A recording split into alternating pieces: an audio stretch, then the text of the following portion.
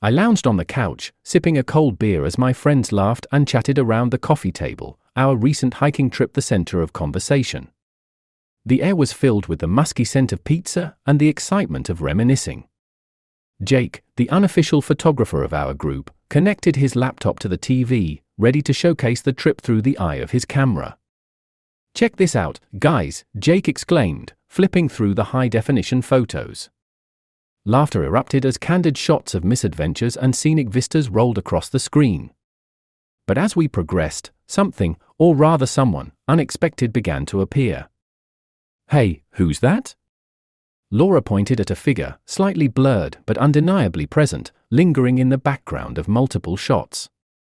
A man, about average height, dressed in nondescript hiking gear, was visible in the far corner of several photos, his face always partly hidden by a cap or the turn of his head. The room quieted, a collective unease settling over us. I leaned forward, squinting to make out the features of the mysterious man. My heart raced, a reaction I couldn't quite justify with logic, driven more by a gut feeling of dread. "It's probably just another hiker," Tom suggested, though his voice lacked conviction. But I couldn't shake off the discomfort. The man's presence in our photos, consistently close yet apart, seemed too coincidental. After everyone left, I found myself restless, the image of the stranger haunting me. Needing answers, I turned to the only place I hadn't considered before, home. "Jess, have you seen these pictures from the trip?" I asked casually, showing my wife the laptop as she sat reading in our living room. Her eyes flicked to the screen, and a flicker of something, was it panic, crossed her features before she masked it with a smile. "Oh, weird. Probably just a photo bomber," she laughed it off, but her laughter sounded strained. Her reaction fueled my suspicions, leading me to dig deeper when she wasn't around. I started with her phone, guilt battling my need for the truth. That's when I found the messages, the texts to a number not saved in her contacts, but one she wrote to frequently with an intimacy that made my stomach churn. Each message was a piece of the betrayal, detailing how thrilling it was for him to watch her, to follow us.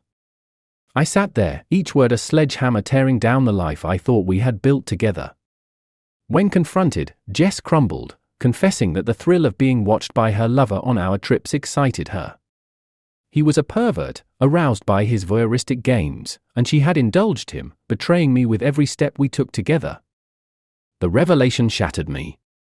I felt like a fool, blind to the signs, trusting and open while she harbored secrets dark enough to eclipse all our shared moments. My friends' faces flashed before my eyes. How could I tell them? How could I explain that our cherished memories were tainted by a shadow none of us knew was cast? Fueled by a mix of heartbreak and rage, I took action. The divorce was quick, my evidence undeniable. Jess tried to explain, to apologize, but what was there left to say? She had made her choice long ago, and now, so had I. I left no room for reconciliation, cutting all ties cleanly. Our house, once a symbol of our togetherness, felt like a cage. Selling it was a relief, each signed paper a step away from the past. The last I heard, Jess had moved away, her life a shadow of what it once was, while I remained, rebuilding mine, determined never to look back. The screen faded to black, the images of our tainted trip the last echoes of a life I once knew. As I turned off the TV, the silence of my now empty apartment was a balm to my frayed nerves. The future was uncertain, but it was mine to shape, free from the shadows of deceit. The morning after the revelations felt like waking up to a different reality. The sunlight streaming through the windows no longer brought warmth, but a harsh, glaring light that seemed to expose every lie hidden in the shadows of my home. I couldn't stay there, not with the echoes of Jess's deceit bouncing off the walls. I needed to confront this head-on, to find closure, to understand why. Grabbing my keys, I drove to Tom's house, where I knew I could find a sympathetic ear and perhaps some advice. I knocked on his door, each rap echoing like a drumbeat in sync with my racing heart. Tom opened the door, his expression changing from surprise to concern as he saw my face. "Man, you look like hell." "What's going on?" he asked, stepping aside to let me in. As I sank into his couch, the words poured out. I told him everything, the photos, the texts, the secret lover, and the sick game that had been played at my expense. Tom listened, his face hardening with each word. That's messed up, man. Really messed up. What are you going to do now? He asked when I finished. I don't know, Tom. I thought I did everything right. I was a good husband. And now this? It's like I don't even know her. Or worse, maybe I never did, I admitted, my voice breaking with frustration. Tom clapped a hand on my shoulder, his usual easy smile gone, replaced by a determined look. You need to get back at her, not just by walking away, but make her feel a fraction of what you're feeling now. Maybe it's not the high road, but it's something. His words struck a chord. Retribution. Was it petty? Maybe. But it felt necessary. Like the only way to regain some control over my shattered life. I nodded, a plan forming in my mind. We could start by exposing her affair. Make sure her little secrets aren't so secret anymore. If she's going to ruin your life, she shouldn't get to walk away scot-free, Tom suggested, his tone grim. Tom suggested. A way to ensure she couldn't just sweep this under the rug. Let's do it, I said, feeling a strange sense of relief in deciding to act. Tom's network was extensive, and within hours, the details of Jess's affair were circulating among our friends and her colleagues. The backlash was immediate. Calls flooded in, some in shock, others in support, but all confirming that Jess's reputation was taking the hit it deserved. That evening, with my phone still buzzing with notifications and texts, I heard a knock on my door. Hesitant, I checked the peephole. Jess. Taking a deep breath, I opened the door, ready to face her. What are you doing, spreading lies about me? She demanded, her eyes wild with anger and perhaps a hint of fear. They're not lies, Jess. You know that better than anyone, I replied coldly, holding up my phone with the texts displayed. Her face paled as she read, her anger deflating into defeat. I'm sorry, I never wanted to hurt you. It got out of hand, she stammered, her voice quivering. Sorry doesn't change what you did. It's over, Jess. I hope he was worth it because you've lost everything else, I said, the finality in my voice more for myself than for her. She looked like she might say more but instead turned and walked away, her shoulders hunched. As the door clicked shut, a weight lifted off my chest. The chapter wasn't closed, not yet, but the pages were turning, and for the first time in a long while, I felt like I could breathe again. I was free from the deceit, ready to rebuild from the ashes of what was once a life shared. Days after Jess's departure from my doorstep, the fallout of her actions still spirals. My phone buzzes constantly, a mix of concerned friends and juicy gossip mongers eager for updates. But it's not enough. The initial rush of exposing Jess fades, replaced by a hollow victory. It's then I decide that true retribution needs a more direct approach. I want her to face me, to truly understand the depth of the betrayal. I find out from a mutual friend that Jess is staying at her sister's place across town. Fueled by a mix of anger and a desperate need for closure, I drive there, unsure of what I'll say or do when I see her. As I pull up to the house, I see her through the window, looking more broken than when she left. My anger wars with a fleeting pang of pity, but I shove it aside and march up to the front door, ringing the bell. Her sister answers, a wary look crossing her face when she sees me. What are you doing here? She asks, blocking the doorway. I need to speak to Jess. It's important, I say, trying to keep my voice even. She hesitates, then nods, stepping aside to let me in. The air is tense as I follow her to the living room where Jess sits, her eyes red-rimmed from crying. She looks up, startled, as I enter. Why are you here? Jess asks, her voice a whisper. To make sure you understand the consequences of your actions. To show you that you can't just play with people's lives and walk away, I reply, my voice firm. She flinches, then takes a deep breath. I know I messed up. I'm sorry, more than you can know. Sorry doesn't change what happened. Sorry doesn't rebuild trust or mend a broken heart, I shoot back, the words sharp between us. There's a silence, heavy and uncomfortable. Jess's sister watches warily, ready to intervene. "I lost my job," Jess finally says, her voice barely audible. The news about the affair made it back to my boss. They didn't want the scandal. "Good," I snap, the bitterness in my voice surprising even me. "Now you know how it feels to lose something important." Jess looks down, tears starting anew. "What do you want from me?" she asks, her voice choked with emotion. "I want you to remember this pain.